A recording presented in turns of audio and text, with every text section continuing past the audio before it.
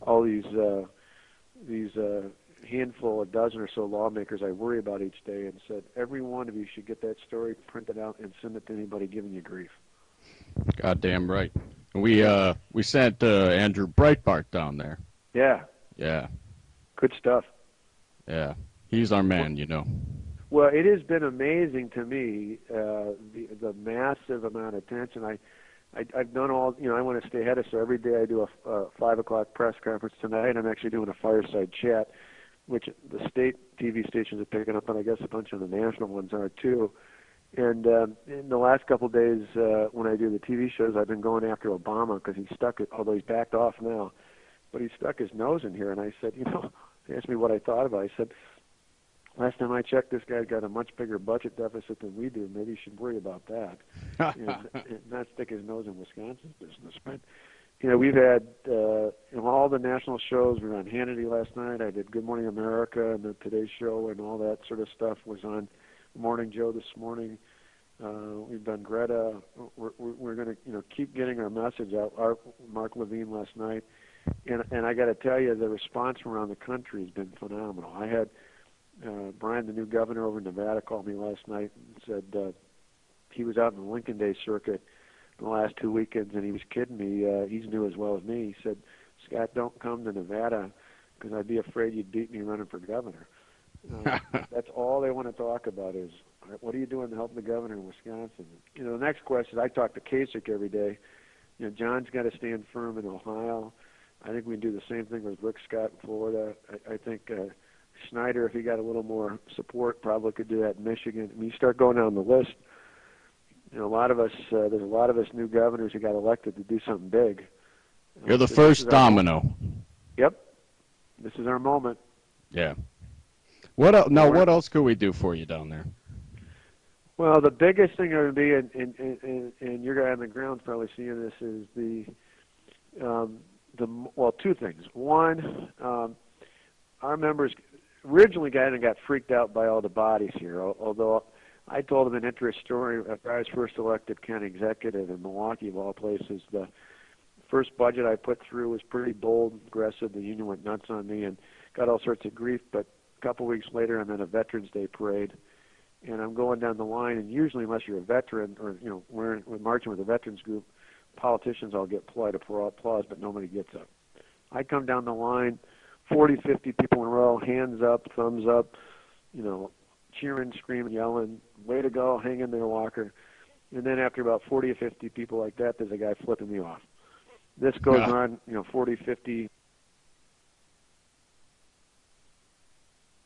Right thing. The people who know it's right will cheer you. They'll applaud you. They'll run through a wall for you. And the people who don't like you, they're going to flip you off. But stop worrying about them, because the other day there were 70,000, probably 2/3 were against the bill, 1/3 were for. 70,000 people at the Capitol. All week there's been 15 to 30,000 a day. But I remind all our lawmakers that there's 5.5 million people in this state.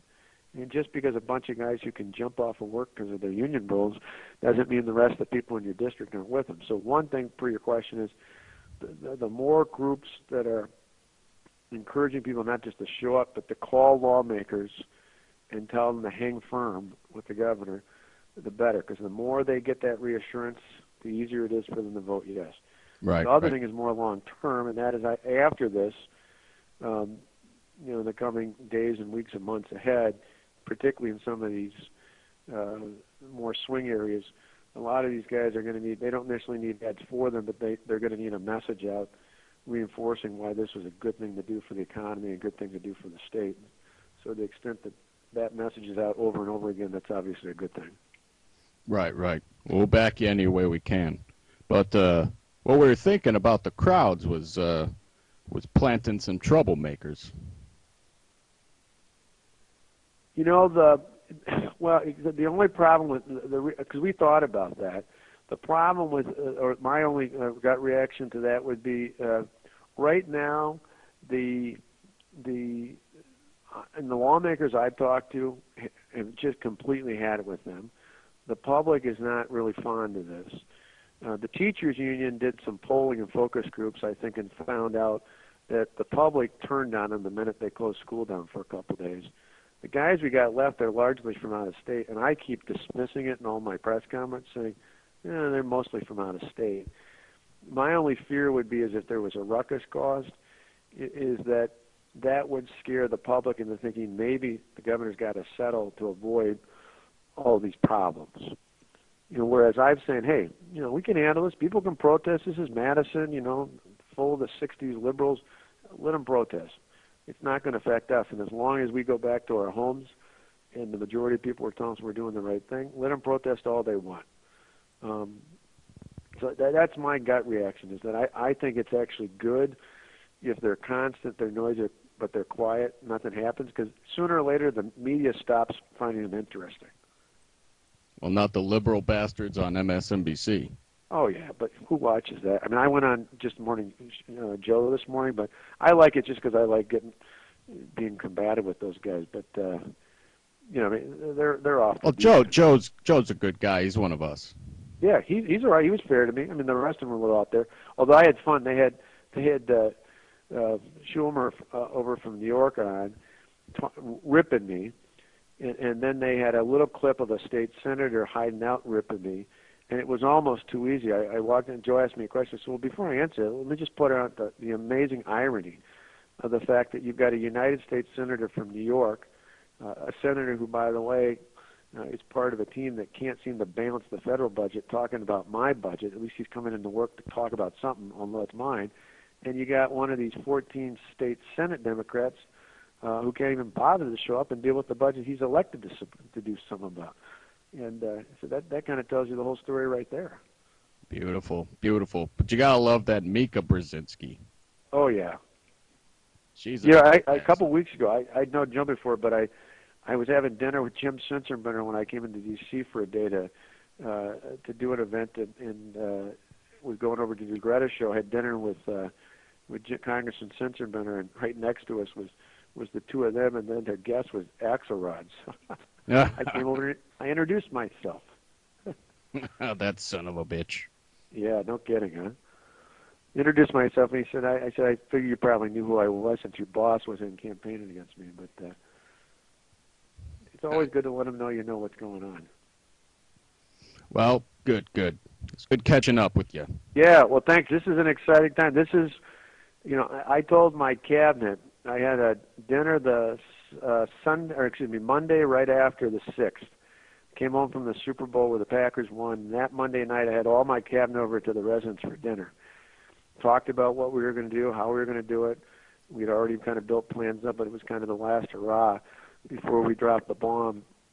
And I stood up and I pulled out a picture of Ronald Reagan. And I said, this may seem a little melodramatic, but 30 years ago, Ronald Reagan, whose 100th birthday we just celebrated the day before, had one of the most defining moments of his political career, not just his presidency, when he fired the air traffic controllers. And I said, to me, that moment was more important than just for labor relations or even the federal budget. That was the first crack in the Berlin Wall and the fall of communism, because from that point forward, the Soviets and the communists knew that Ronald Reagan wasn't a pushover. And I said, this may not have as broad a world implications, but in Wisconsin's history, little did I know how big it would be nationally, Wisconsin's history, I said, this is our moment. This is our time to change the course of history, and this is why it's so important that they were all there.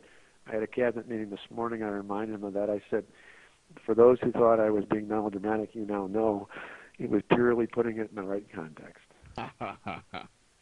Well, I'll tell you what, Scott. Once you crush these bastards, I'll fly you out to Cali and really show you a good time. All right, that would be outstanding. Thanks for all the support and helping us move the cause forward, and we appreciate it. We're doing it the just and right thing for the right reasons, and it's all about getting our freedoms back. Absolutely, and we have a little bit of vested interest as well. Well, that's just it. The bottom line is we're gonna get the world moving here because it's the right thing to do. All right then. Thanks a million. Bye-bye. Bye now.